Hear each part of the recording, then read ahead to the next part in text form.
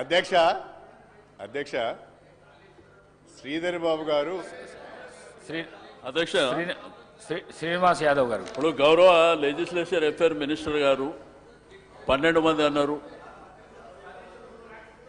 మళ్ళీ వాళ్ళే రూల్స్ చదివిన తర్వాత 10% అన్నారు. ఇప్పటికి వాళ్ళు 14 మంది ఉంటారు అధ్యక్ష. 14 మంది ఎంచుకోండి.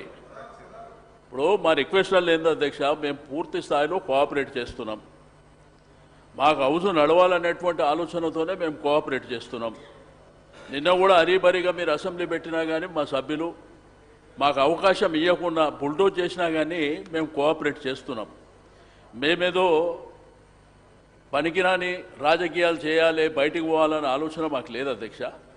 దయచేసి లెజిస్లేచర్ అఫేర్ మినిస్టర్ గారికి రిక్వెస్ట్ ఏంటంటే, నా రిక్వెస్ట్ ఏంటంటే sir I stand correct better sir I wish the house correct me sir 10% అంటే ఎంతమంది వస్తారు సార్ 12 మెంబర్స్ వస్తారు 117కి 117కి 12 మెంబర్స్ వస్తారు sir but still we were 18 members 119కి 11 సార్ 119కి సార్ 119కి 12 మెంబర్సే వస్తారు.